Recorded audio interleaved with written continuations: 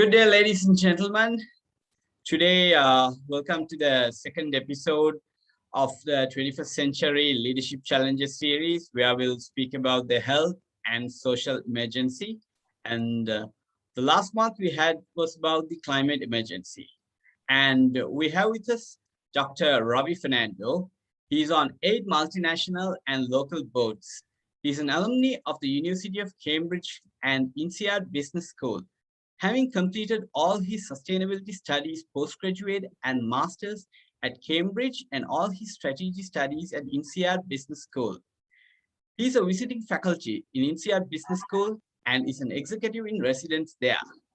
Dr. Fernando created the 21st Century Board Leadership Model, which was developed in June 2020, and a US copyright was secured.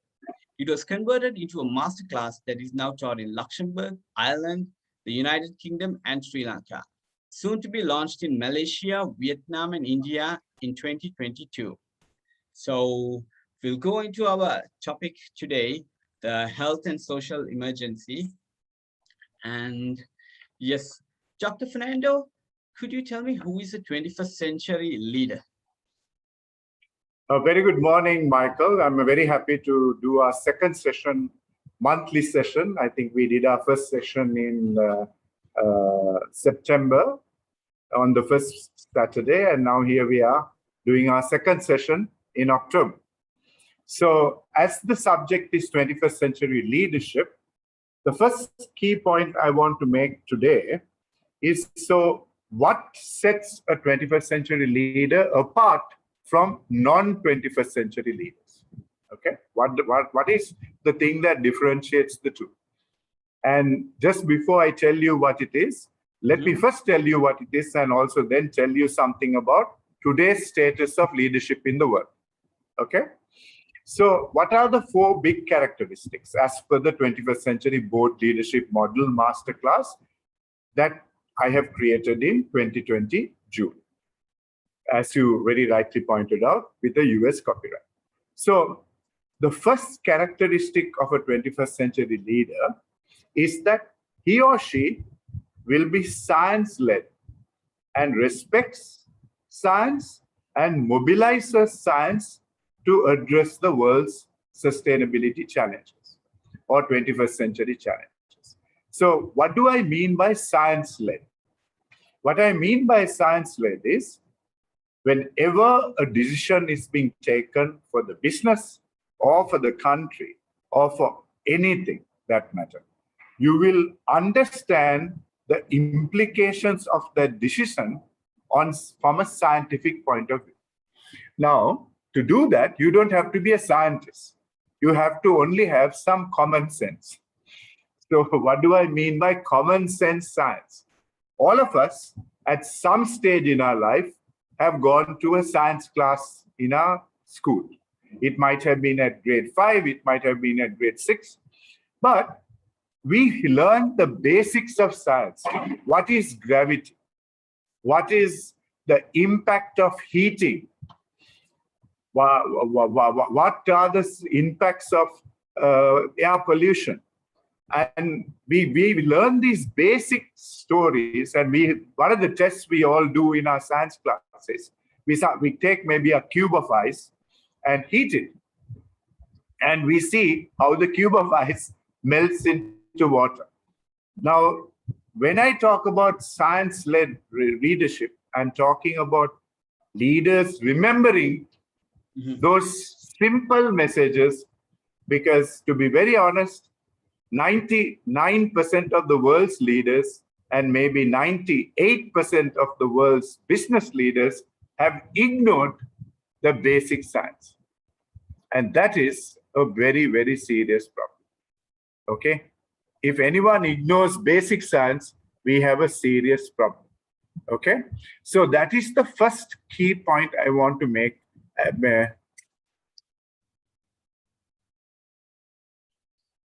That is the first key point I want to make to you. Okay? Right. Now, so science-led is the basis. And every business leader and every national leader or any leader of anything in the world, even to lead your home in your own household, you have to be someone who respects and leads from a science knowledge. Okay, you can't ignore science. Okay, so that's the first one. The moment you have a science-led leader in the 21st century, you will also realize immediately what the science is telling us about the climate emergency and the code red for humanity, as the UN Secretary General calls it. And also they will realize that we are now facing a catastrophic climate emergency in the world. If you don't respect science, you won't even know what they're talking about. That is why, for you to have the second characteristic of a 21st century leader, you must have the first one. If you are not science-led, you will not respond with urgency to impact the climate emergency, and what the Secretary General of the UN is now calling it, the code red for humanity. So when you think of the first two characteristics of a science of a 21st century leader, both have a connection to science. What is science? Basis of science, basics of science, Science 101, and what are the world scientists telling us about what is happening on the planet today. So you will not react to it in the second stage if you don't know what it is in the first stage. So I want to categorically say that majority of the world's leaders today, both national leaders and business leaders, are absolutely ignoring the basics of science. That is why they are behaving the way they are behaving, by ignoring the climate emergency and ignoring the code red for humanity. Because if they understood Science 101, they will have an urgency to impact the climate emergency. Mm-hmm. So that is the first two characteristics of a 21st century leader. Number three, a 21st century leader will have what I call a triple bottom line mindset. Now, what is the meaning of a triple bottom line mindset? So triple bottom line basically is a concept that was mooted by a British economist called John Elkington in 1997, when he wrote a book called Cannibals with Forks. And in it, basically what he said was that whenever a decision is taken, every leader must think of it from a triple bottom line point of view. Now, what is the meaning of that? So the first triple bottom line that most business leaders and economists and national leaders remember is profit. So how do we generate profit? How do we make a profit out of the country, of the business? And how do we make sure the country's economy is growing so that we have an income to the country? So we call that economic issues, and we call it profit-related issues. Now, having a profit-related mindset, there's nothing wrong with having a profit-related mindset. And I think no business or nation can run at a loss. Because if all you're doing is running at a loss, that country will be begging and borrowing money, and the business will have to close down. So making a profit is essential. It's a bit like the lifeblood of any business or a nation, because that profit can be then used to develop a country, if it's a country, for in terms of national economics, or that profit can be used to innovate and do good things for a business. So there's absolutely nothing wrong with profit and profitability and growth. However, the triple bottom line mindset leader says, I must make a profit, I must go for economic growth, but number two is, I must not harm the environment or the planet when I achieve that objective. Now, that is the most important element of a triple bottom line mindset leader, because they will realize they cannot destroy the environment and make a profit. They cannot be culpable of not regenerating what they destroyed and making a profit. So it is not profit at any cost. It is profit taking into consideration the term planet. Planet is to do with the environment. And I can tell you almost 99.9% of the world's leaders, including Bolsonaro of Brazil, is a good example of a leader who is destroying the planet, destroying the environment in the hope of making economic growth. And he clearly, therefore, is not a triple bottom line 21st century leader. So I'm giving you, because today on BBC News, there is a special session, today the 2nd of October on BBC News, there's a special documentary on the destruction of the Amazon and how that will impact the health of people in the world. Because for many, many centuries, 20% of the world's oxygen all came from the Amazon rainforest. From 20% of the oxygen of the world, today we are 0% of oxygen from the Amazon. Why? Because of one leader who is a 19th century single bottom line leader who wants to make a profit at any cost, and he has harmed the environment more than any other leader in history in terms of the Amazon rainforest, which we used to call the earth lung. The earth lung. Okay, so triple bottom line leaders will have a business model or a national growth model which achieves profitability, that achieves growth, but protecting the environment, regenerating the environment, and being sensitive to the planet. Now we have two elements of the triple bottom line.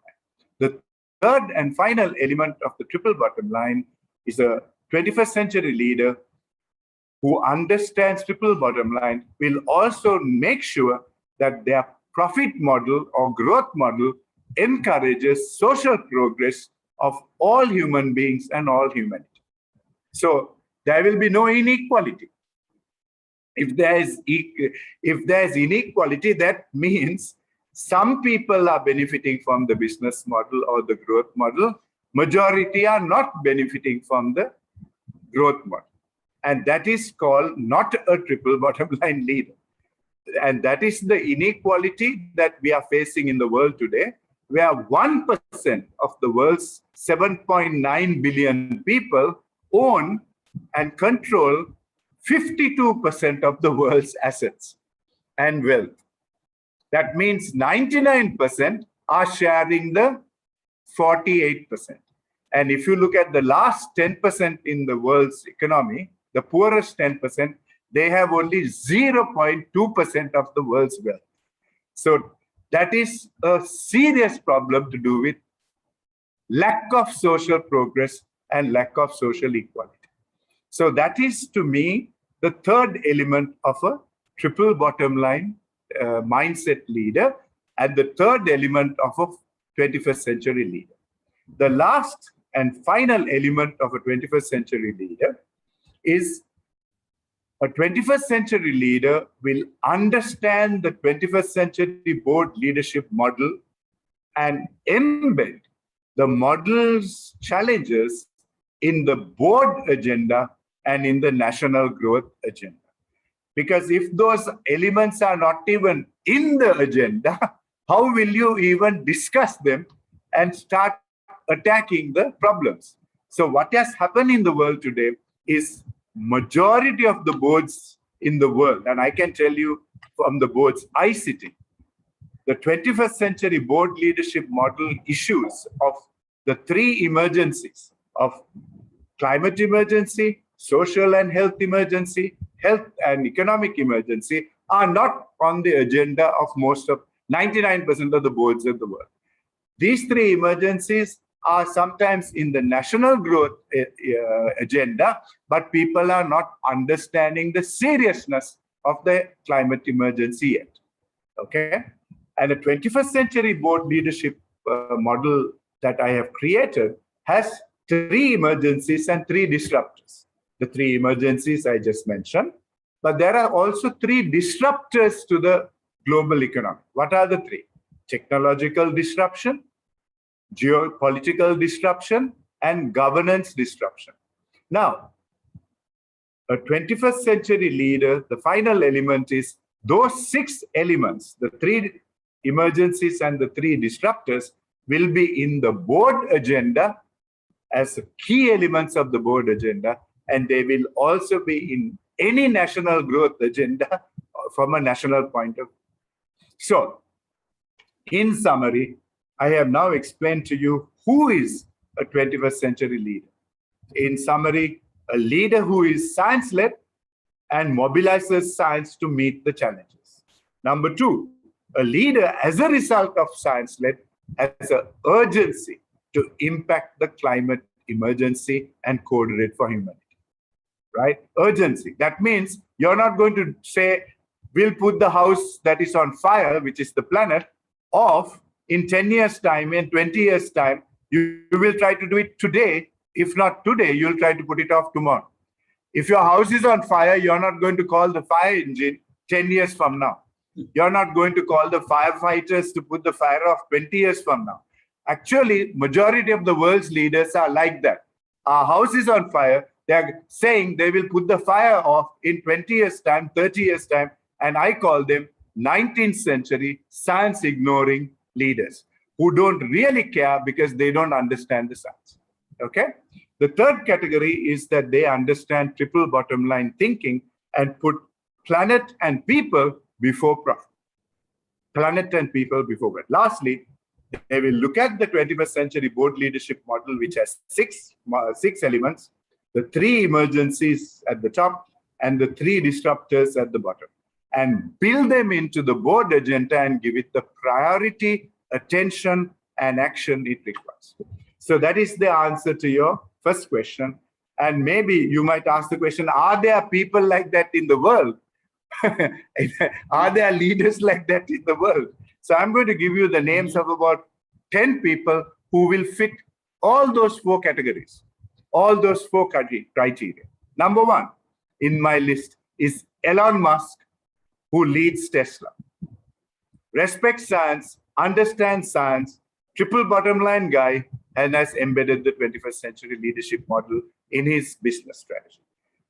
The Sundar Pichai of Google, a very good example of a 21st century leader who has really started reshaping Google, who is already 100% driven by renewable energy for all its businesses, and just launched a new program called 24/7, which means they're hoping to be 100% climate emergency and carbon positive by 2030, which is just around the corner, and they are making amazing progress.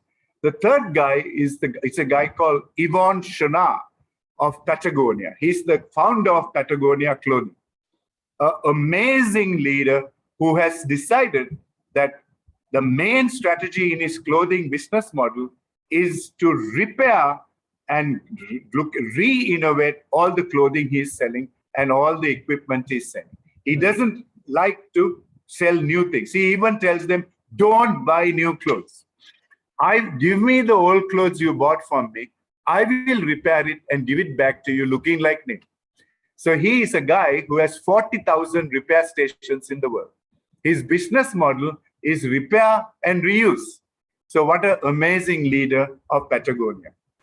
The fourth guy is a guy called Henrik Poulsen of Denmark. Henrik Poulsen was the CEO of a company called Danish Oil and Gas, and that was contributing 90% of the fossil fuels in Denmark.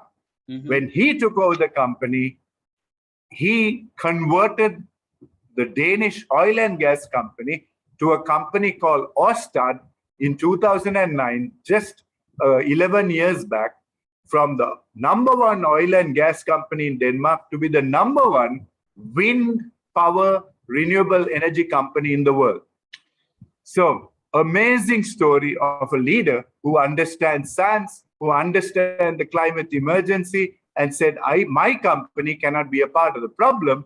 My company is going to be a part of the solution, right? So if Danish oil and gas's leader can turn the company from an oil and gas company to be an energy company in renewable energy, in wind power. Every oil and gas company, whether you're the biggest polluter from Saudi Aramco to ExxonMobil, to Shell, to BP, to Total, to Elf Aquitaine, they have to all take this young man's leadership and ask the question, we can yet be in the energy business, but we should be in the renewable energy business. So a wonderful example of a 21st century leader. The next leader is a man called Werner Hoyer. Werner Hoyer is the head of the European Investment Bank, which is bigger than the World Bank and IMF combined. Werner Hoyer completely changed the game for EIB and today has banned putting €1 into any fossil fuel project. What an amazing leadership strategy and a lesson for all the banks of the world, for all the finance institutions of the world. We will not put $1 or €1 to anything to do with the fossil fuel industry, right? Today, when I look at the fossil fuel industry, the top 10 banks which are funding them are JP Morgan, Wells Fargo, Bank of America, Citibank, HSBC, Standard Chartered Bank, Sumitomo Bank, Deutsche Bank, Mitsubishi Bank, Royal Bank of Canada. Shame on these banks, because this man has shown that you can be the number one and the biggest financial institution in the world and stop fossil fuel investment and yet make amazing business profitability. Okay. Then the last three are ladies. And one of the ladies that are impressing me today is the head of the European Union, a lady called Ursula von der Leyen. And she's the new head of the European Union. And when she came into power, she launched the European Green Deal, which is to make Europe the first continent in the world to be carbon negative in the next 7 to 8 years. So amazing leadership. She's trying to cut down all emissions in Europe by about 50 to 60%. So great leadership. Then New Zealand's leader, Jacinda Ardern, of course, has a lot of work to do in terms of climate emergency, but I can see she managed the health and social emergency very well. But she has to learn what it is to be a climate emergency managing national leader. Lastly, the leader of a bank in Spain, which is Europe's now one of the big banks, among the top three, a bank called Santander, and a lady's name is Anne Botín. And for the last 10 years, Santander Bank is known as the most sustainable bank in the world. So are there people who put science first, who have an urgency for the climate emergency, who have a triple bottom line mindset, and who embed the 21st century board leadership model in their board agenda and national agenda? Yes, I have just given you the names of almost 1, 2, 3, 4, 5, 6, 7, 8 leaders in the world who are doing that. And what we are telling all the world's leaders through this course, which is probably the only course in the world today that is trying to build 21st century national leaders and board leaders. All these other courses, all over the world, I can tell you, don't cover the subject in the comprehensive manner we do. Okay? So this is the start of today's session. And back to you. I hope you have now understood what it is to be a 21st century leader. And I hope I have inspired you also to think 21st century leadership in the future. Very interesting insights, Dr. Fernando. Thank you for that. And could you let us know the air pollution and the health connection? Okay, so now we are going into our second topic in our series, 21st century challenges. At the last session in September, I talked about the climate emergency. And I also told you that for 34 years, world leaders have ignored it, ignored the science, ignored the science. And today we are facing a code red for humanity. And by 2025, when we cross plus 1.5 degrees centigrade, we will have a catastrophic global economic meltdown to the tune of between 54 and 67 trillion dollars in a global economy that is 90 trillion dollars due to extreme weather events and a whole host of issues. Today, we are going to move from climate emergency to the health and social emergency. The first thing I want to mention about this is to tell you that there is no economic emergency that happens on its own. Number one, every economic emergency happens because we ignore the climate emergency and we ignore the health and social emergency. So a simple mathematical formula is if we add climate emergency plus health and social emergency equals the economic emergency. Okay? You don't have a problem with profits and growth if you are not ignoring the climate emergency and the health and social emergency. So people are trying to fix the economic emergency without addressing the climate emergency and the health and social emergency, and they fail miserably because they are not understanding the cause of the economic emergency.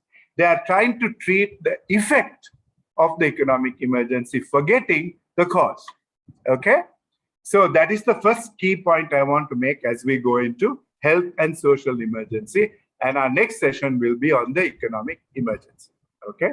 So the question you asked me is, what is the connection between air pollution and health? Okay? So the first thing I want to tell you is that the earth has two lungs. Two lungs.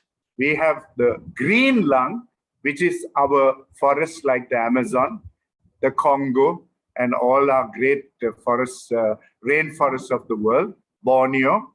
And then we have the ocean lung, the blue lung. So we have a green lung and we have a blue lung. Now, let me tell you that the world's leaders in the last 34 years have almost ignored both these lungs and ruined them and destroyed them in a manner that is unbelievable. We have polluted the oceans. We have released all our toxic waste to the oceans. And we have destroyed our forests. And like I told you, Brazil, led by a 19th century science ignoring, climate emergency ignoring, Code Red for Humanity ignoring leader, who is now referred to as Bolsonaro Chainsaw, because he's using all the chainsaws to cut down the Brazilian Amazon in the name of economic growth. But in the process, the earth lung, the green earth lung, which was giving us 20% of the world's oxygen, has been completely devastated. So much so that today we don't get 1% of oxygen from the Amazon rainforest. Just imagine one wrong leader in any country can devastate the lives and health of 7.9 billion people in the world. One wrong leader. And we have seen many wrong leaders in the last couple of years, including the American leader, Donald Trump, and including many of the leaders of the world today. Okay? So now, let's talk a little about the air pollution. So how does air pollution happen? So air pollution happens when we burn polluting fossil fuels for our transportation and for energy. And for whatever reason, if you burn fossil fuels, that will leave a whole amount of air pollution in the air. So the most polluting fossil fuel in the world is coal. So when there is coal, when burned for transportation in the old days for trains and machines, from 1880, we have been burning coal. And sadly, even in 2021, countries like Australia, Poland, China, to a certain extent, Canada, even countries like America, yet burn between 30 and 40% coal for their energy use, which is showing that they are yet in the 18th or 19th century in terms of leadership, in terms of renewable energy. So coal is the most polluting fossil fuel. It contributes nearly 1,230 times the pollution of solar power. 1,230 times the pollution of solar power. and contributes 820 tons of carbon dioxide and greenhouse gases for every ton of coal that you burn, and is globally the biggest cause of the energy pollution in the world. Right. So second biggest pollutant is oil, petroleum, diesel, petrol, whatever you call it. Okay. So when you look at petroleum, that causes about 18.4 deaths a ton and is 262 times higher than nuclear energy even, right, in terms of pollution, and massively contributes 720 tons of carbon dioxide into the Earth's atmosphere for every ton of oil that they burn. So when we get into a diesel vehicle, when we get into a diesel bus, when we get into a diesel van, when we get into anything powered by petrol or diesel, directly we are contributing to the air pollution of the world. And that is something I want you to understand, because every one of us can take a decision to either go in a hybrid vehicle or go in an electric vehicle instead of traveling in a vehicle that is powered by diesel. And the government leaders have to then convert all the public transport into renewable energy driven from hybrids to electrics instead of persisting with polluting diesel vehicles. Okay, and many countries are doing that as we speak. So coal and oil contribute jointly about 60% of the world's air pollution problems, and also contributes 60% of the fossil fuels, between 820 tons per ton of coal and 720 tons. And these two together are 60% of the world's problems. So if the world wants to solve its global warming problem, air pollution problem, they have to take these two things off the market. That's the only way we are going to achieve this. And they have to leave these things at the ground below the surface and not use them anymore. Because if we keep digging and for more oil and digging for more coal and burn it, we are going to destroy ourselves in the process. Okay? So what is the third most polluting fossil fuel? Natural gas is the third most polluting thing. So there's a big difference between coal, oil, and natural gas. Natural gas contributes 490 tons of carbon dioxide to the Earth's atmosphere for every ton they burn, and of course contributes 2.8 deaths. I said coal contributes 24.6 deaths, oil contributes 18.4 deaths, and natural gas 2.4. So natural gas is a better thing than burning coal and petroleum.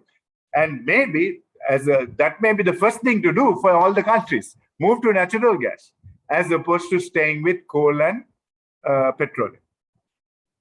Then the fourth element in terms of contributing to pollution is biomass. So we burn a lot of biomass in some countries like Brazil, where they are burning a lot of sugarcane and to generate energy. So that is also considered a fossil fuel for a non-renewable energy, because what you do, you destroy the forests of the world in the name of biomass, and that is not a good strategy either.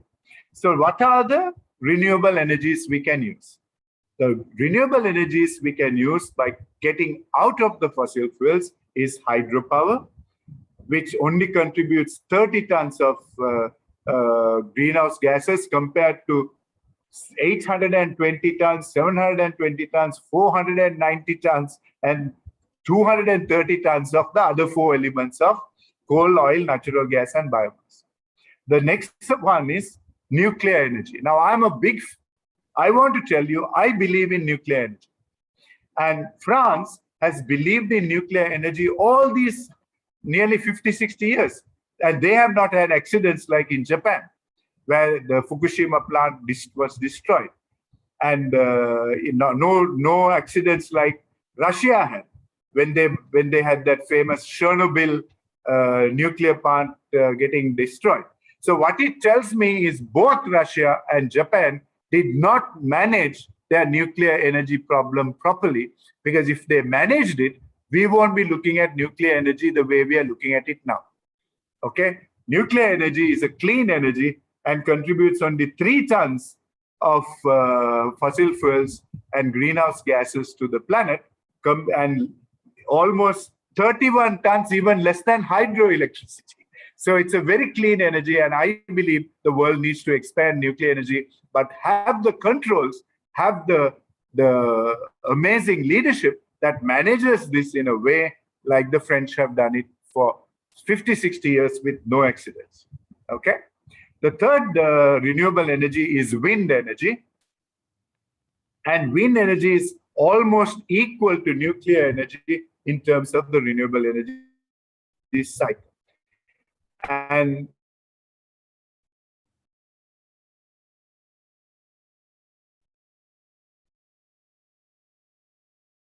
mismanage the nuclear energy. The final renewable energy that is good for the planet is solar energy. And solar energy is the cleanest energy we can go with and contributes about 3 to 4 tons of greenhouse gases compared to 800, 700, 600, 400 tons in the 4 fossil fuels. So the first point I want you to understand is the solution to the air pollution is to exit polluting fossil fuels, coal, petroleum, natural gas, and biomass. But I'm also telling you that it is better to go to natural gas and stop fossil fuels of coal and petroleum if you need to, because that is better than continuing with fossil fuels like coal and natural oil. So as an intermediary, you can even go to natural gas. Okay, it's better than staying with coal. So in the 21st century, any world leader or any business leader who gets his electricity and energy coming from coal and oil is basically what I would like to call them 19th century science ignoring leaders. 19th century science ignoring leaders. And you don't have to be very smart. For whether it is China, whether it is Poland, whether it is Australia, whether it's Canada, even England and India, even to a certain extent America, all these countries yet have about 30-40% of their energy, even in Europe, coming from polluting coal power. And that to me is confirmation that majority of these leaders are not science-led leaders, but are ignoring the science, because what I just showed you is knowledge available to everyone. And how is it that they are ignoring the science? Okay, right. So now let me tell you something more about air pollution. 36% of cancer, lung cancers, 34% of deaths from stroke, 27% of death from heart disease is caused due to the particulation of air pollution from fossil fuels. 36% of deaths of lung cancer, 34% of deaths from stroke, and 27% of deaths of heart disease come from the particles in the air. We call it particle size of 2.5 microns in terms of the particles of lead and poisonous gases which come from burning petroleum, diesel, and coal. When those things are in the air and we breathe it, that is how we end up with this invisible killer called air pollution. So if you want to stop cancers, if you want to stop strokes and stop heart diseases, one way to do that is to stop burning coal and fossil fuels like petroleum.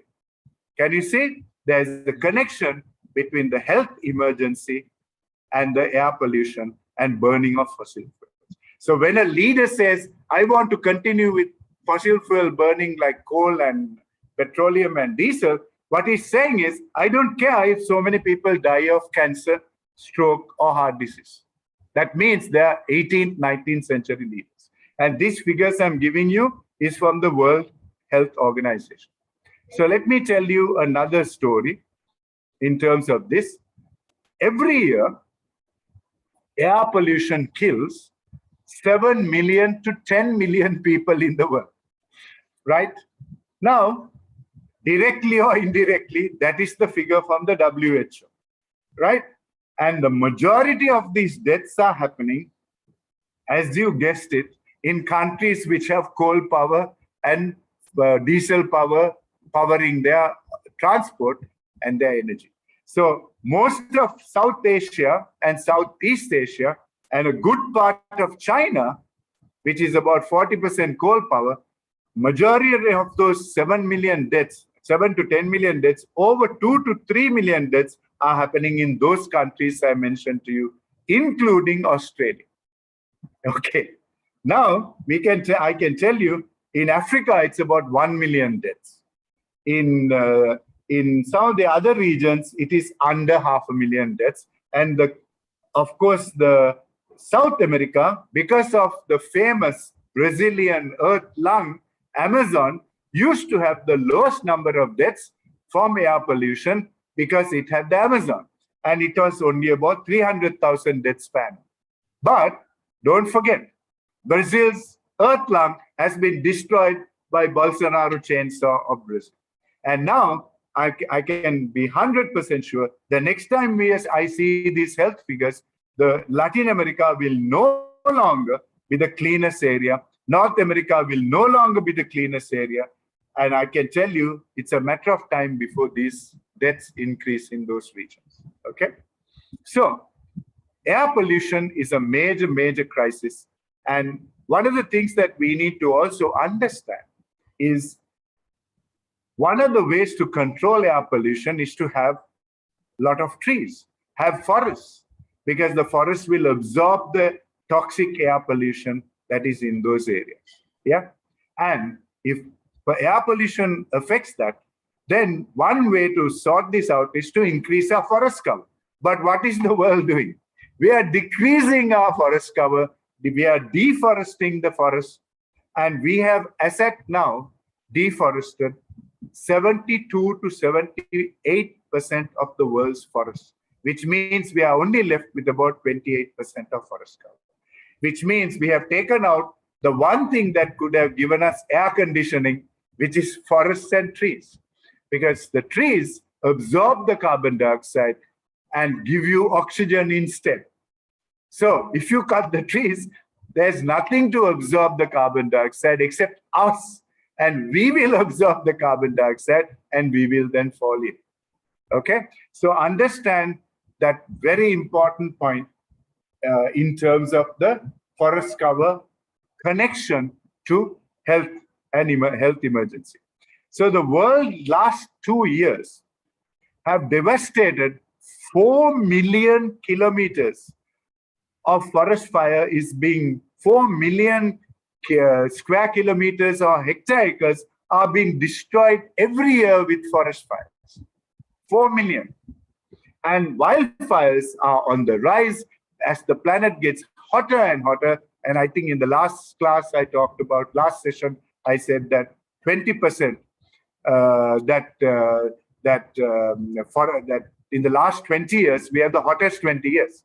That means heat has also come in, and then it leads to forest fires and wildfires. So in Greece, we had about 500 fires that burned 125,000 hectares. In Turkey, we have had the worst wildfires. In California, we have burned twice the size of New York City in the last 1 year. In Algeria, we have had forest fires. In Australia, we have had the worst forest fires in its history ever. And nearly 3 billion animals died due to the forest fires in Australia.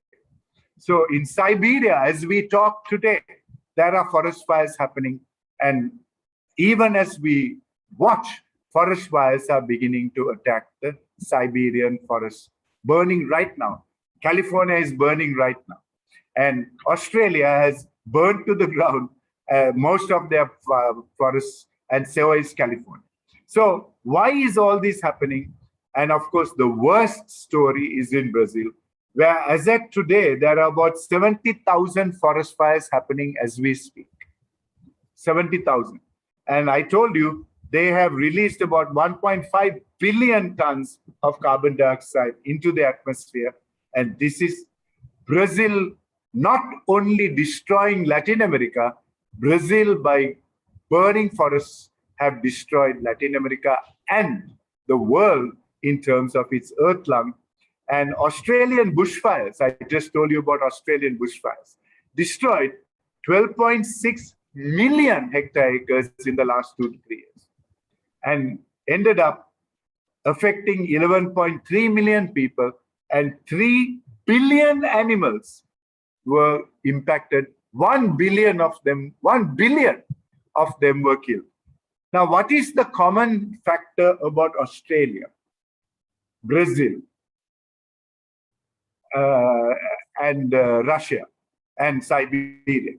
All three of them have leaders who are ignoring science. All three of them have leaders who are not bothered about the climate emergency.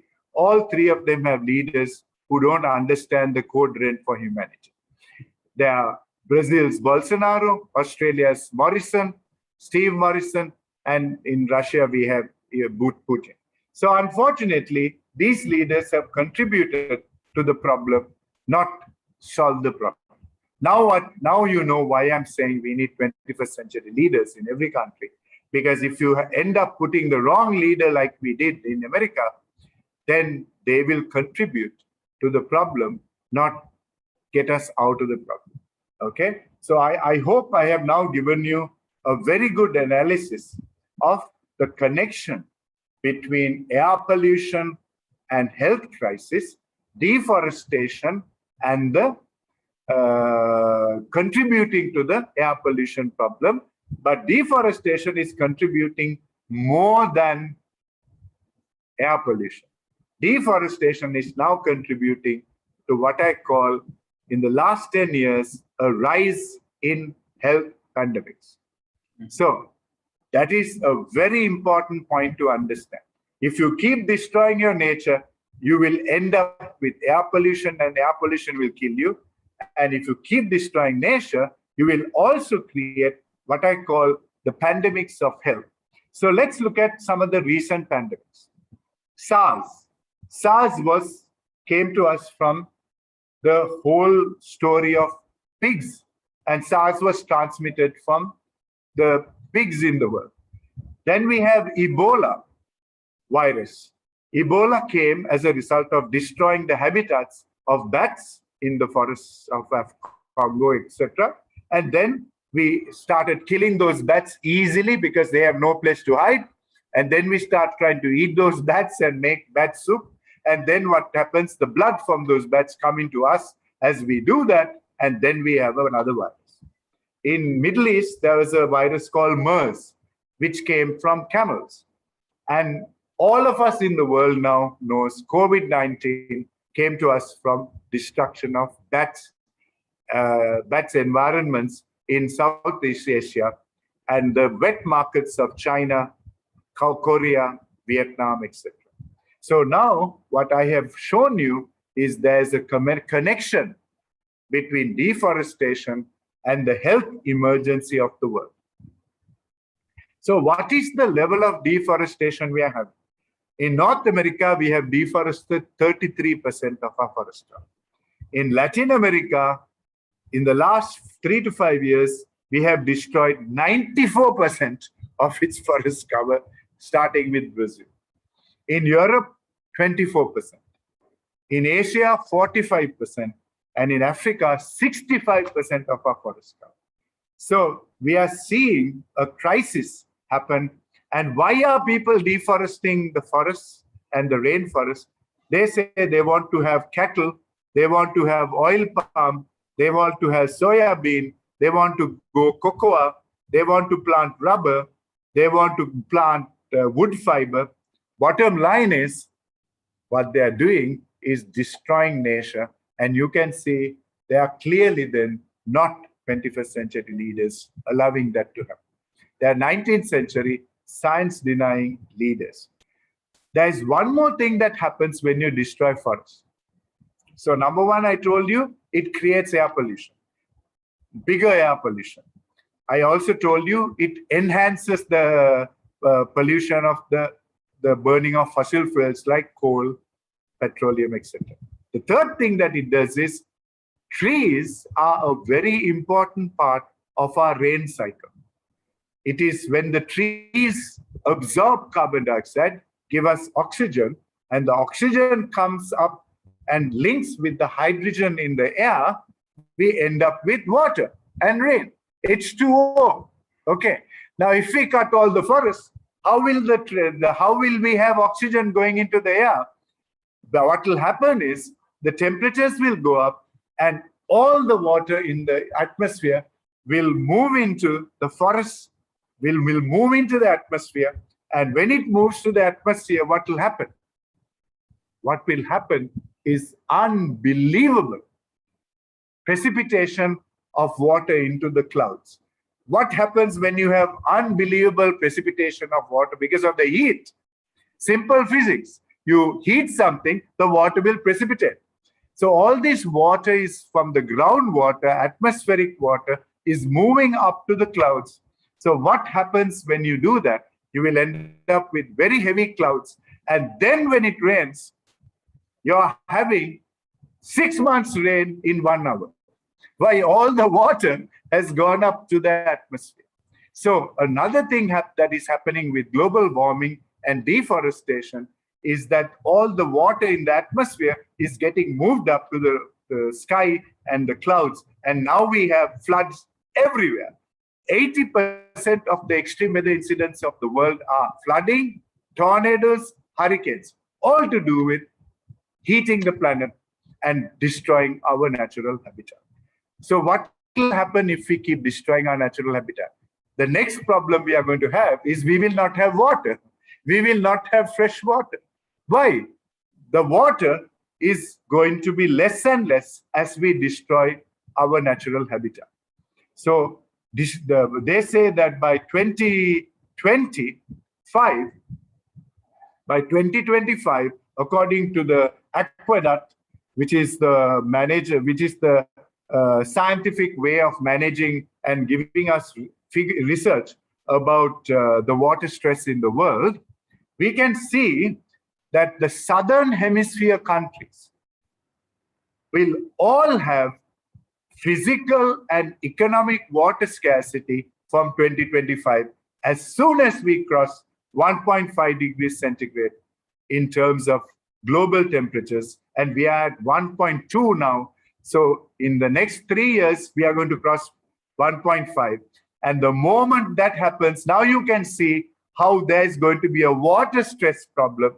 And if there's a water stress problem, the next thing that will happen is also you will have another major crisis because the world will go to war for water.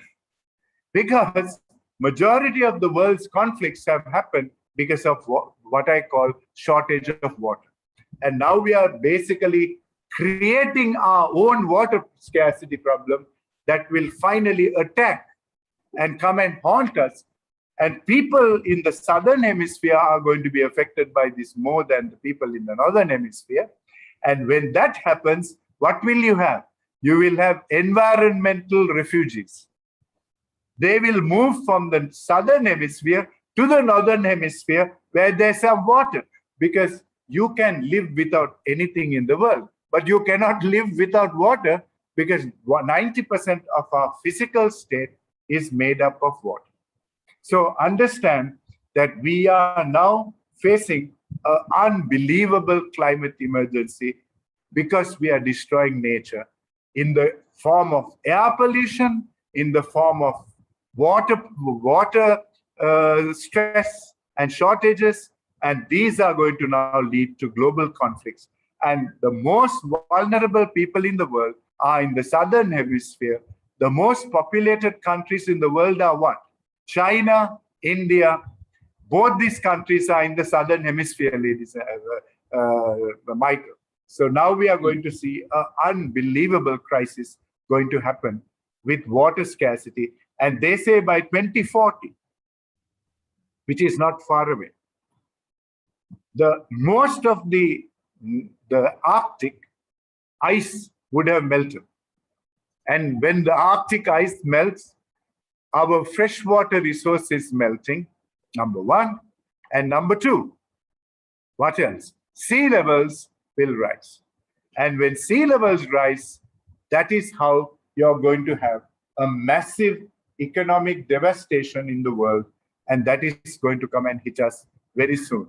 So I can tell you from 3000 BC to 2021, the world has had conflicts based on water shortages. Okay, global conflicts. And these conflicts will emerge and will increase. And the whole world will begin to see that water crisis is contributing to the global conflicts.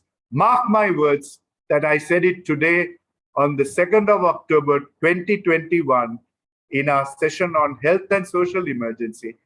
From 2025, majority of the world's conflicts will be fought for water, and not for oil, not for petroleum, not for diesel, not for gas.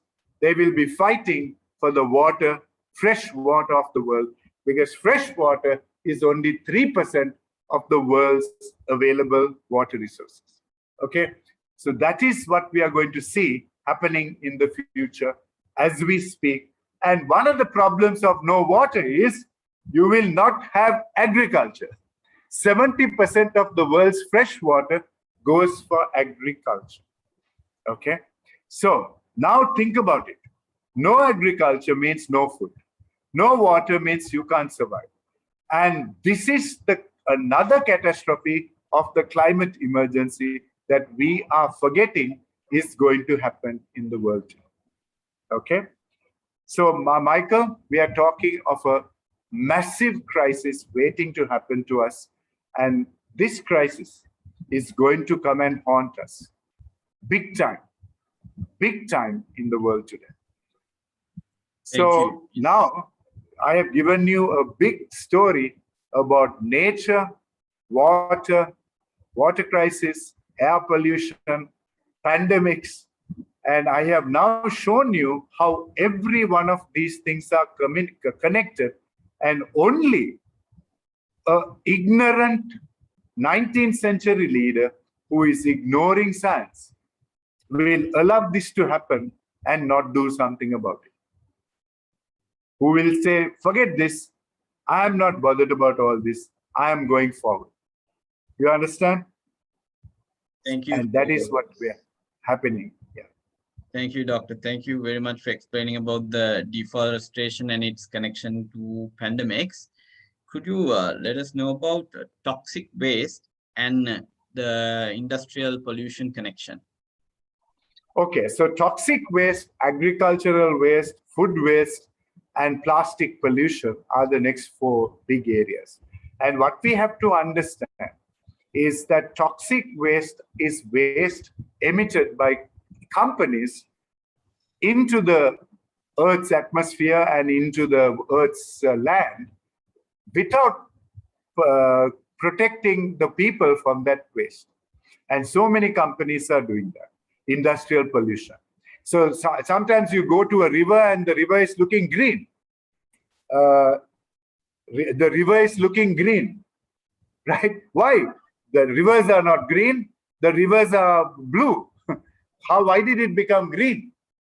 Because you have released toxic waste into the water and polluted it. When when the paint industry and these people release these things into the air, into the water, all the fish in that water will die because they can't breathe, because the oxygen in the water has gone away. So that is toxic and industrial pollution. And you also know that the oil industry, the fossil fuel industry, are one of the biggest polluters in the world in terms of toxic waste. And you must understand that toxic waste is going to hit every single one of us in the world in the future.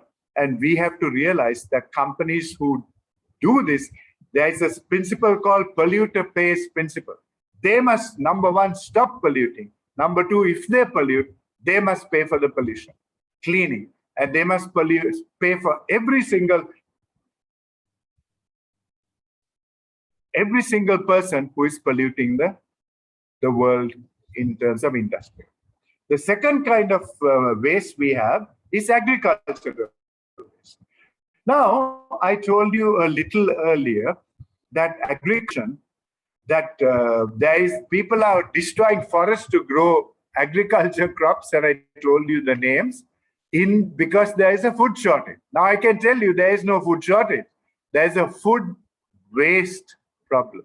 50% of all the agriculture that we have is coming from food waste, and food waste is the problem that we are having in the world today. And as a result of the food waste, we are now wasting 40% of almost all the food waste that we grow. Just imagine putting so much of water into the producing agriculture, then throwing it into the dustbin, right? That is a crime. Do you know how much water goes into producing 1 kilo of rice? No. 2,500 liters. Wow. 1 kilo of rice. To make one sandwich, do you know how much water we need? 165 liters of water. To make the bread, to make the ham, to make the chicken, make the whatever. So basically, agriculture uses a great part of the water in the world. Okay. Now, if there is a water crisis, how will you have agriculture? Right? Right. And this is something that you have to take into account as we do this. And please understand that the world is facing a massive agricultural waste problem. And while there are people in Africa and people in South Asia who are struggling to eat one meal, in the Northern Hemisphere, we are throwing food into the dustbin even before it comes to the plate because there's too much of it. And this is the kind of unbelievable waste that we are having in the world today. Okay? A level of waste that is unprecedented. And this unprecedented waste is something that we cannot put up with because the world is happy to let the waste happen. And without fixing the waste problem in agricultural supply chains, we are trying to cut down the few forests that are left. I already said 80% of the forests have been destroyed. Without sorting the waste problem, we are cutting down more forest cover. So to me, these are 18th and 19th century leaders doing this. Okay. So food waste is a problem. And food waste is a massive global challenge that we are facing. And if we continue to have agricultural and food waste, even at consumption, we are wasting about 30% of the food. So we buy more food that we need, then it gets expired, or we forget to eat it in time, or we forget to store it properly, then we throw it in the dustbin. But what people don't realize is to make every kilo of food, we are putting thousands and thousands of liters of water. And when we just throw it into the dustbin, we are basically throwing water away indirectly. Okay? So food waste then is another huge problem in the world. And we need to understand that food waste is going to come and hit us. And the other big problem is that if we have no fresh water, how are we going to have any chance of managing this crisis in the future, right? So toxic waste is industrial waste. And recently, you saw toxic waste hit even our country when the couple of those oil containers broke down and released all the polluted fossil fuels into the oceans. So that is toxic waste finally, because it's going to come and hit the environment directly or indirectly. And that's another good reason to stop burning fossil fuels and shipping fossil fuels all around the world, because the amount of fossil fuel accidents that have happened in the transportation of fossil fuels by now is unprecedented. The Exxon Valdez, where the Exxon Mobil released all their petroleum into the Valdez, and similarly Shell in Nigeria, and recently the oil companies that release the oil in our part of the world. So another reason to exit fossil fuels is that agriculture waste is a catastrophic waste in the world. 40% of everything we make and grow, after putting billions of tons of water, is thrown into the dustbin, because even before it comes to the plate, because it is lost in transit, lost in the supply chain itself. Okay, so remember, this is the reality of the world. Okay, and toxic waste, if you have 21st century leaders leading those companies, will not allow toxic waste. They will say, we will not make anything and put it, and if there is a waste product, we will protect that waste product from harming the environment and harming people. But because we have 19th century leaders running businesses, they don't care about what the hell happens. They're happy to throw the waste into the atmosphere, into the dustbin, or into the sand. Okay. Then agricultural waste is because we don't have the kind of supply chains to make sure that where we grow the product, you have to take it from there and transport it to where we consume the product. In between, if we don't have proper supply chains in cold chains to look after the transit, we will destroy it before it comes to the consumer. And this is what is happening with supply chains in the world and in the food waste and consumption. So I have given you quite a lot of details on the issue of waste management and the lack of 21st century leaders. Because if they understood the science, and if they had an urgency for the climate emergency, they won't let any of these 5 things happen. They won't deforest. They won't let air pollution hit us and hit our health. They won't let toxic waste, agricultural waste, and food waste and consumption hit us directly or indirectly. So I hope I have given you a summary of these issues. And I think we have one more waste to look at. Yes, the plastic waste. Excellent. So now let me start by telling you that the plastic waste problem in the world is so big today that in the Pacific Ocean, we now have what is known as the Great Pacific Patch of Plastic Islands. We now have a big island created with plastic waste in the Pacific Ocean. And the amount of pollution that is happening with plastic is unbelievable in the world today. Unbelievable. And this is creating an unprecedented problem by the use of single-use plastics. Okay? So do you know how long it takes for a plastic bottle, a single-use bottle, like a Coca-Cola bottle, a 1 liter bottle, or a Pepsi Cola 1 liter bottle, or Elephant House ginger beer 1 liter bottle, or whatever 1 liter bottle? Do you know how long it takes for it to biodegrade? Do you know how many years? Probably around 200 plus years. Exactly. So majority of these take up to 500 years. So now, if you put things into the planet after using it once, and it takes 500 years to disintegrate, what you're causing is a plastic pollution. So the important point I want to make about plastic pollution is today, plastic pollution is contributing to almost 40-50%, 20 to 30% of all the landfills in the world, 20 to 30%. And if you look at this problem very closely, there are about 10 companies in the world contributing to almost 80 to 90% of the plastic pollution. So who are these companies? Let's name them first. Number one, the worst plastic polluter on the planet with single-use plastics is two American companies at number 1 and 2 position. And actually out of the polluting 8 companies, 1, 2, 3, 4, 5 are from the USA.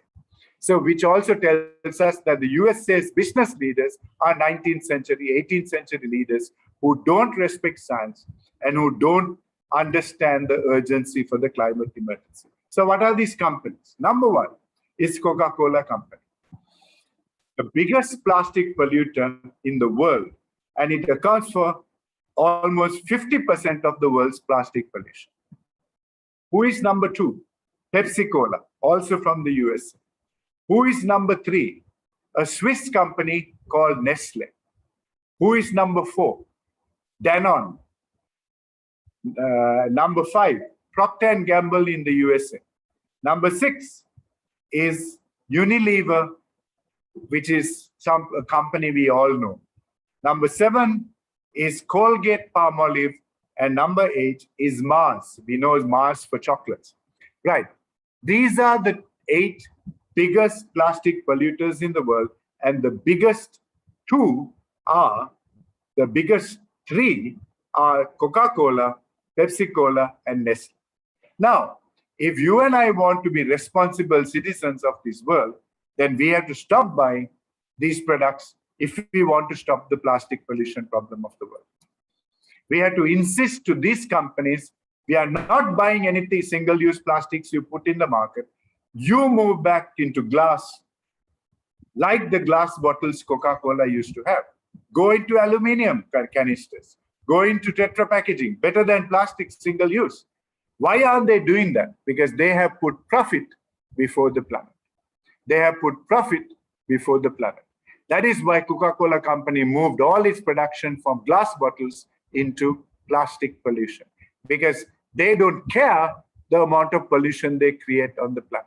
So these are the companies that are the biggest polluters. Now let me tell you, who are the plastic producers? Because you can't pollute unless somebody produces them.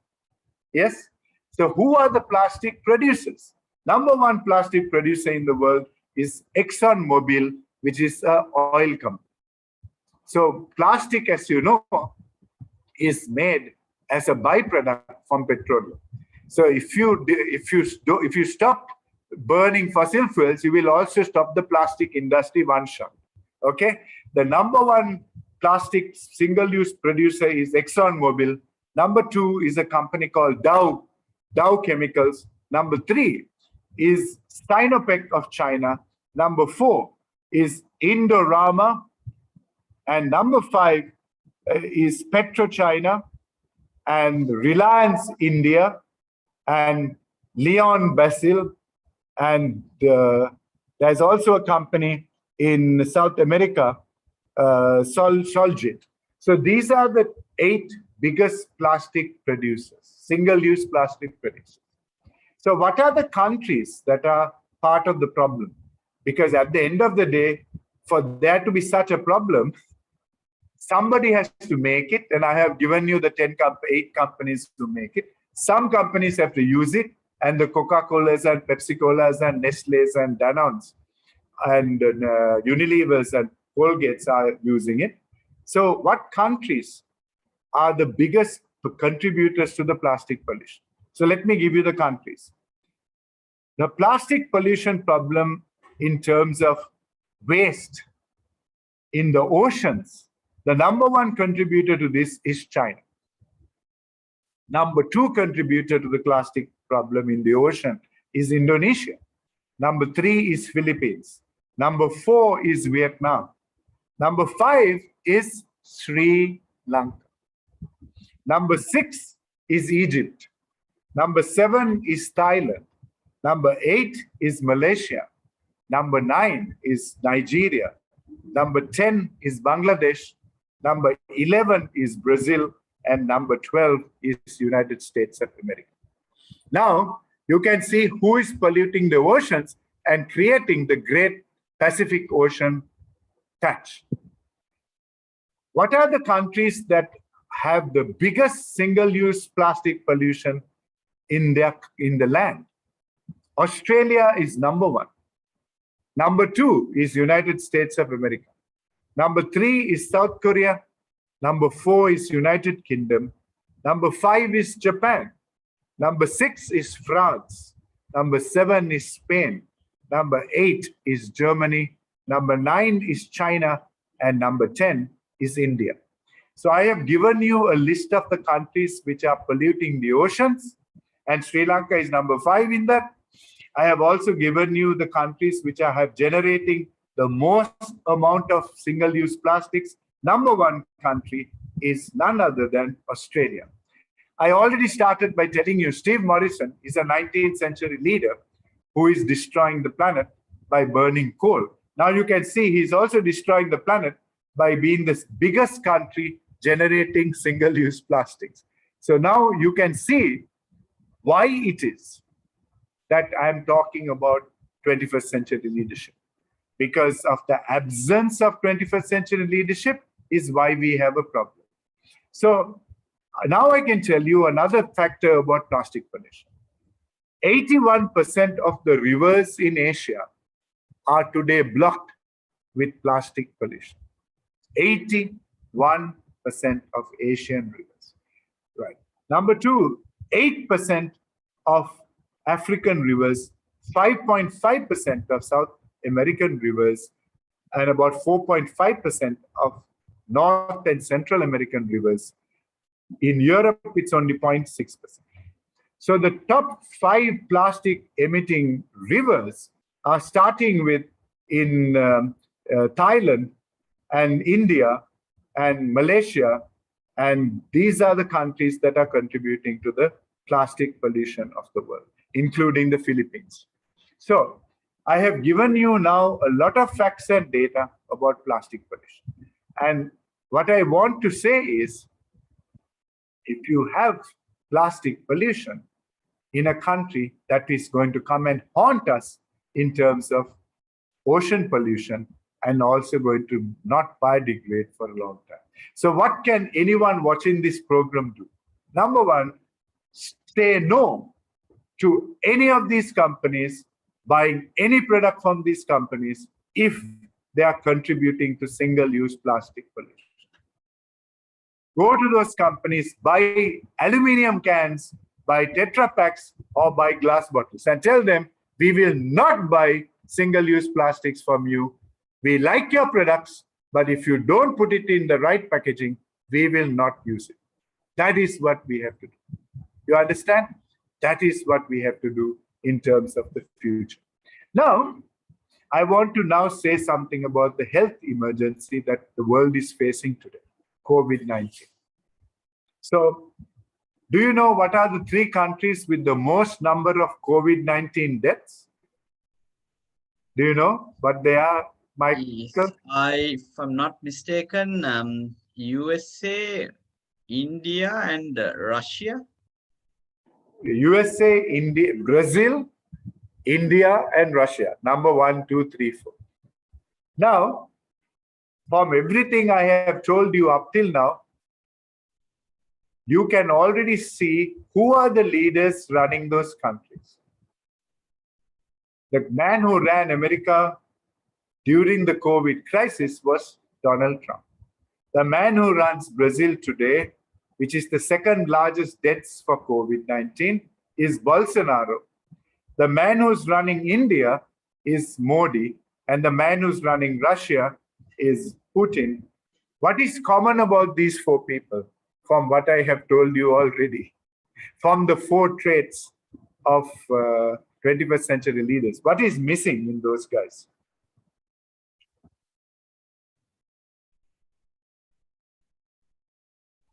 Probably leadership. They are all basically science denying 19th century leaders. That is what is the common factor about those 4 people. And the world is full of 19th century leaders who are ignoring the science. If you remember, during the Trump regime, how the guy was denying even Dr. Fauci, who is the advisor to the American government on managing the COVID crisis, he ignored him and insulted him. Same happens in Brazil. The Brazilian Prime Minister, Bolsonaro Chainsaw, has fired three ministers of health because they didn't want to do the foolish things that he wanted to do. No need to wear a mask, etc., etc., etc. And the same has happened in India, where India opened up the country way before it should have opened up without managing the crisis and vaccinating the people. So the key point I want to make is, if you have a 19th century science-denying leader at the top, that will directly contribute to death of its people due to ignoring the science and the health emergency. Do you see how serious the problem is? Yeah? Yes. In terms of a health emergency. So if we want to manage COVID and future pandemics, one way to do that is to get rid of the leaders who are running these countries, who are science deniers, 19th century science deniers, and replacing them with 21st century leaders. Yeah? So I can tell you today, the top 10 countries for COVID deaths, as at the very recently, are US #1, Brazil coming up very close #2, India #3, Mexico #4, Peru #5, Russia #6, United Kingdom #7, Italy #8, Indonesia #9, Colombia #10, France #11, Argentina #12, and Iran #13. I can tell you, majority of these countries are led by, except for USA now, which has a 21st century leader in Biden. I think most of these other countries are led by 18th, 19th century science denying leaders. And that is the common factor about all these leaders. Yeah. And this is the reality in the future. And I can tell you, pandemics will rise as we destroy nature. If pandemics will rise, more and more people, we will see the world is shutting down very often, because today people are traveling all over the world. The world is connected. The only way to stop pandemics is to stop the world being connected. And you cannot stop the world being connected, right? So the health emergency is going to be with us for many, many centuries to come. And unless we replace all these 18th, 19th century science-denying leaders with 21st century leaders. So I have given you a very broad, detailed analysis of the health emergency the world is faced with, and shown you how it is directly connected to nature and how it's directly connected to burning fossil fuels, and how burning coal and burning petroleum and diesel is directly contributing to the health emergency of the world, and how deforestation is directly contributing the pandemics of the world. So I have given you a very detailed story about health emergency, and I hope now you know why the health emergency is how big it is today. Yeah.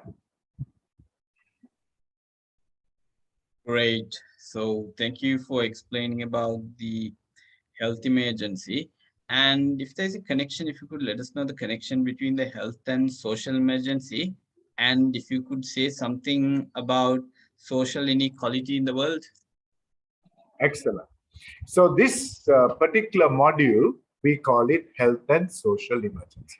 The reason I have done that is because it is when we ignore the health emergency and we ignore the climate emergency, you will end up with health and climate emergencies, which then contribute to the social emergency. So what is the connection? If there's a health emergency and the breadwinner of the house dies, you have now created a social emergency. If the breadwinner of the house and those who bring money to the home are ill and they cannot go to work, you now create an economic emergency, right? Social emergency and an economic emergency. So these emergencies, Michael, are all very closely linked. You cannot say, I will attack the economic emergency and ignore the health emergency, the climate emergency, Because when you do that, you create a social emergency, and the social emergency creates an economic emergency. So let's talk a little about the world today in terms of social emergency. So the first important point I want to make to you today is about the world's inequality. Now, I told you, if you have triple bottom line leaders, you won't have a situation where 1% of the world owns 52% of the world's assets. In fact, there are 3 to 4 people in the world who are richer than 50% of the world's population. 4 people. Now, that is what you call wealth inequality.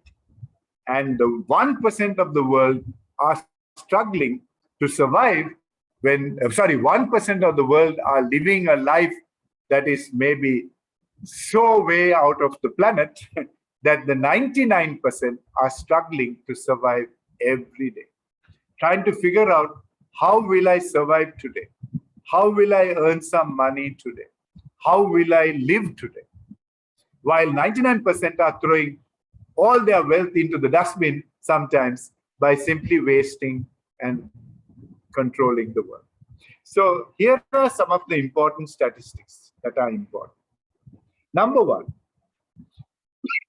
0.7% of the world, 0.7% of the world, not even 1%, are controlling 45.2% of the world's economy and are basically millionaires and billionaires. 0.7%. Then for that, you can add another 7.4%, which are earning over 100,000 US dollars a month or $1 million. And when you add the two, you have 8.1% of the world's population, which basically control 80% of the world's wealth. Nearly 8% of the population. One way to remember this is 8% of the population of the world control 80% of the world's wealth. That means 92% have only 20% of the world's wealth left to survive. And that is a very, very unfair figure. If you had triple bottom line 21st century leaders, this will never happen. Because they have not bothered about the word social progress. They have been only bothered about wealth creation. So then you have a 71% of the world's population earning less than $10,000 a year and as a family, and they only control 3% of the world's wealth. So 80% of the world's wealth is looked after by 8%. 71% is looked after, is only having 3% of the world's wealth. And this is the social inequality of the world today. That is why the world is saying 1% have 52%, the 8% have 80%, the rest of the world is struggling to live, struggling to survive. And this is what you call social inequality in the world today. And the sad thing is, we have not had too many leaders who have tried to fix this problem. In fact, what is happening in the last 20 years is the problem is getting worse. And the COVID-19 has created another problem with wealth. Because do you think the 8% of the world who have 82% of the world's wealth are affected by COVID-19? Not so much. Because they can afford to buy the vaccines, they can afford to live in isolation, they can go to a desert island and live there and not meet any people. They can get on a spaceship and leave the planet and go to Mars or go to the moon. But the 80% of the world's population can't do that. So they are suffering and dying like flies. And you can see the fact that America, which we used to think is the most developed country in the world, has the highest number of COVID deaths what is it telling you about inequality? Because the majority of people dying in America are people from the colored community and the Latinos and the Black community, who are the poor people who cannot fight the health emergency, right? So inequality leads to social emergencies. Inequality leads to health emergencies. Inequality leads to hunger. And if there is no food to eat and no money to buy the medicine, and you can't go for your daily work, you are now in big trouble, right? So the world's leaders have ignored the social and health emergency because they are 19th century, 18th century leaders who don't appreciate the science and who don't appreciate facts and data. So this is telling you something about the health emergency, the health social emergencies of the world. Great. Thank you very much for explaining that, Dr. Fernando. And lastly, it's about encouraging social progress of employees and communities. If you could brief us on that. Yes, yes. Now, one of the biggest, what I call lies in the world today is a lie called CSR, corporate social responsibility. Companies are putting a lot of money into corporate social responsibility.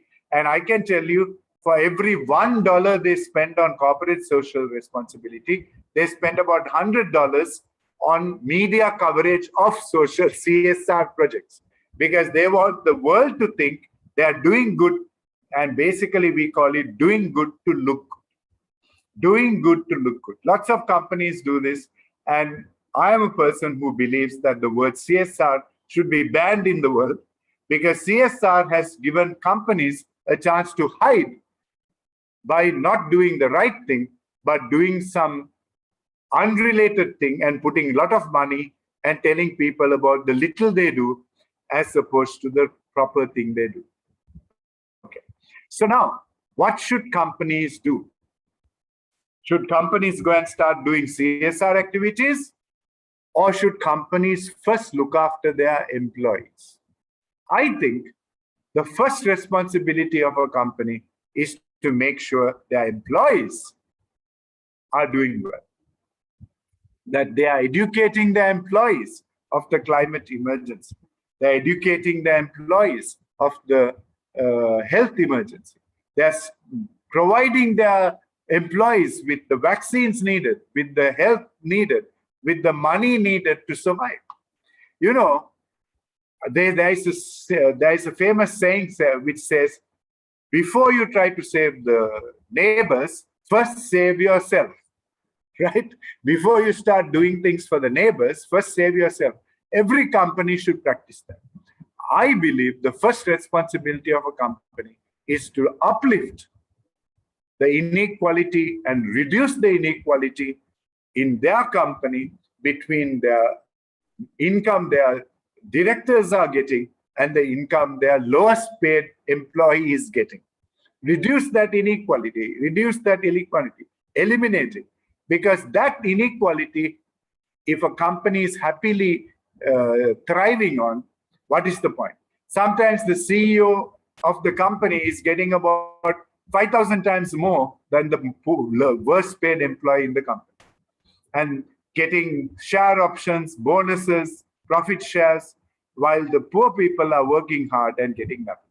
So my message to all company leaders is, before you start trying to save your neighbors and doing CSR, basically putting money to tell the people we do a lot of good, doing good to look good, first look after your employees.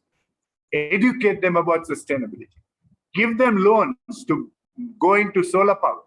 Give them loans to sort out their water problems. Give them money and tell them to reforest, grow a vegetable garden. Give them money to move into electric vehicles, to hybrid vehicles. Once they do that and get the inequality between the topmost employee and the CEO and the lowest paid employee, and they have minimized that, from this crazy gap to a small gap, then you can start doing things outside of the company. Before you first look after your employees, stop the word CSR, eliminate the word CSR. I would say every company in the world should be looking at social sustainability. Social sustainability starts with your own employees and their families. Till you get that right, stop making a fool of your company by doing things here, there, and everywhere. First, fix the employees first. Number two, once you have done that, ask the question, where is my company operating? Where do I have a factory? Where do I have a warehouse? Where do I have operations? Where do I have an office? After you have sorted your employees, then only start doing things in the community where you are operating. Look at the people near your factory. Do something for those people. Don't pollute for a start. Support those people, number two. Where you have a factory, where you have a plantation, where you have an office. Look at the people around you. Look at a radius of about 2 kilometers, 5 kilometers from that office, and do something in the communities that you operate.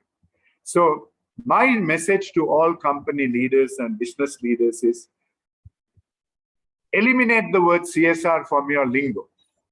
Stop publishing doing good to look good CSR reports. Start talking about what you're doing to uplift and minimize the inequality between your employees and your highest paid manager.